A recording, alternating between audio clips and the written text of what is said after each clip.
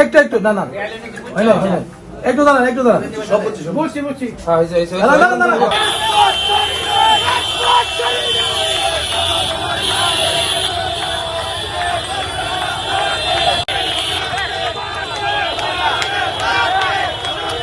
উনি সরাইলে অনেকগুলা রাস্তাঘাট উন্নয়ন করছে এবং আমরা যেটা চিন্তা করলাম যে সরাইলের মাটির প্রতি একটা টান আছে, সেই টানে উনি সরাইলে আসে। আর আমরা সরাইলের জনগণ শতভাগ আশাবাদী উনি এমপি হলে সরাইলের শতভাগ উন্নয়ন হবে, এক এলাকার সাথে আরেক এলাকার যোগাযোগ সংযোগ হবে। এই জন্যে ব্যালটে কিভাবে সিল মারতে হয় সেটা ভাই ভুলে গিয়েছিল। আমরা 5ই আগস্ট 2024-এ নতুন বাংলাদেশ রূপ দিয়েছি এবং দীর্ঘ 17-18 বছর পর বাংলাদেশের জনগণ একটি ভোটে সিলের মাধ্যমে নির্বাচন পেতে যাচ্ছে, একটা উৎসব মুখর নির্বাচন করতে যাচ্ছে। সেই নির্বাচনে বাংলার বাগিনী কন্যাকে মনোনয়ন দেওয়া হয়নি। সরাইল আশুগঞ্জের মানুষ অত্যন্ত ক্ষুব্ধ এবং দুঃখ প্রকাশ করছে। ওনাকে নিয়ে আমরা স্বতন্ত্র লড়াই করব এবং আমরা শতভাগ আশাবাদী সরাইল আশুগঞ্জ থেকে ব্যারিস্টার রুমিন আপাকে স্বতন্ত্র প্রার্থী হিসেবে জয়যুক্ত করবো ইনশাআল্লাহ।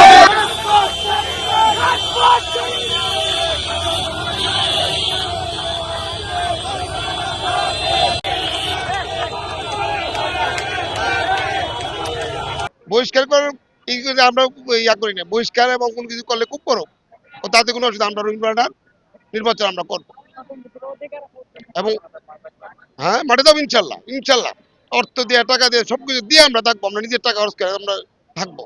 আমরা কারো প্রার্থীর টাকার জন্য আমরা লালায়িত না, আমরা প্রার্থীর টাকা নেবো না, আমরা নিজের টাকা আমরা। পর একটি নির্বাচন হতে যাচ্ছে, যে নির্বাচনে বাংলাদেশের প্রত্যেকটি এলাকার জনগণের মতো আমরাও আশাবাদী ছিলাম। আমরা একটি আনন্দ উৎসবের মাধ্যমে আমরা একটি আমাদের কাঙ্ক্ষিত ব্যক্তিকে নির্বাচিত করব এবং কাঙ্ক্ষিত মার্কায় ভোট দেব। গোটা বাংলাদেশের মানুষের ভাগ্যে জুটেছিল বাংলাদেশের মানুষের প্রত্যাশিত মার্কা দানির শীষে এবং একটি ভোট দিয়ে আগামী রাষ্ট্র বিনির্মাণের জন্য একটি শক্তিশালী ভূমিকা পালন করবে। আমাদের এই ব্রাহ্মণবাড়িয়ার মানুষের সে আশাবাদী ছিল। দুঃখের বিষয়, আমাদের এই ব্রাহ্মণবাড়িয়া 2 নির্বাচনী এলাকা, অতীতে ব্রাহ্মণবাড়িয়াতে যখন বিএনপি নির্বাচনে এমপি হয়েছিল তখনও জুটের এমপি। অত্যন্ত দুঃসময় যখন বাংলাদেশের বিএনপির ভোট দেওয়ার মতো কোনো পরিবেশ ছিল না, ঠিক ওই সময় দানির শীষ মার্কাকে এই এলাকার জনগণ নির্বাচিত করেছিল। যখন বাংলাদেশে মাত্র 8টি আসন, এর মধ্যে ব্রাহ্মণবাড়িয়া আসনটা কিন্তু এই ব্রাহ্মণবাড়িয়ার জনগণই উদ্ধার করেছিল। কিন্তু দুঃখের বিষয়, বাংলাদেশের এত আসন থাকতে আবারও কেন জোটের মধ্যে আমার এই আসনটা দিল? আমরা জনগণ আমরা ঐক্যবদ্ধ ছিলাম, ঐক্যবদ্ধ আছি। আমরা একজন যোগ্য ব্যক্তিকে, যিনি বাংলাদেশের কথা বলে, বাংলাদেশের জনগণের কথা বলে, বাংলাদেশের নির্যাতিত মানুষের কথা বলে, বাংলাদেশের গণতন্ত্রের কথা বলে, বাংলাদেশের দুর্নীতির বিরুদ্ধে কথা বলে, তিনি আমার এলাকার জনগণের কাঙ্ক্ষিত নেত্রী ব্যারিস্টার রুমিন ফারহানা। তাকে যেহেতু মনোনয়ন দেওয়া হয় নাই, রাজনৈতিক সমীকরণ বারবার আমার আসনে কেন, সেজন্য আমরা ঐক্যবদ্ধ হয়েছি। আমাদের ঐক্যের মাধ্যমে আমরা জোট থেকে মুক্ত হওয়ার জন্য ব্যারিস্টার রুমিন ফারহানাকে আমাদের ভোটের মাধ্যমে নির্বাচিত করে আমরা জোট মুক্ত হব এবং উন্নয়নশীল একটি আমাদের এই আসন সৃষ্টি করব, সেই আশায় রেখে আমরা আজকে ব্যারিস্টার রুমিন ফারহানার পক্ষে মনোনয়ন সংগ্রহ করতে এসেছি।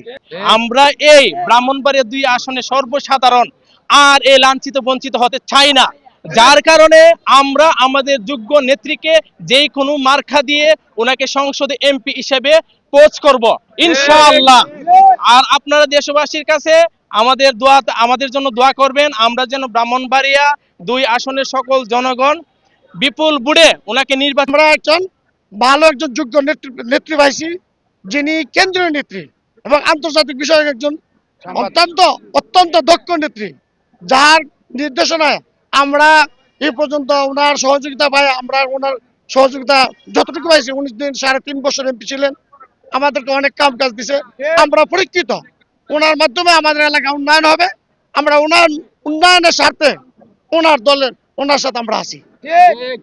দল থেকে যদি বহিষ্কার করে, আমরা তো ছিলাম, আর যদি দল বহিষ্কার করে, দলের অধিকার আছে আমাদের বহিষ্কার করার, আমাদের এতে কোনো সমস্যা মনে করি না। আমরা এই জিয়ারমানের দল করছি, শহীদ জিয়ার দল করছি, বেগম খালেদা জিয়ার দল করছি, তারেক রহমানের দল করছি, আমরা করব, ভবিষ্যতে করব, এখনো করতেছি।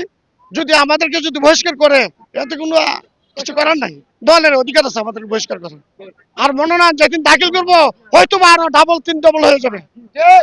আর প্রতি গ্রামে গ্রামে ওনার প্রতি লোক যারা রিক্সা চালায়, মাছ মেরে খায়,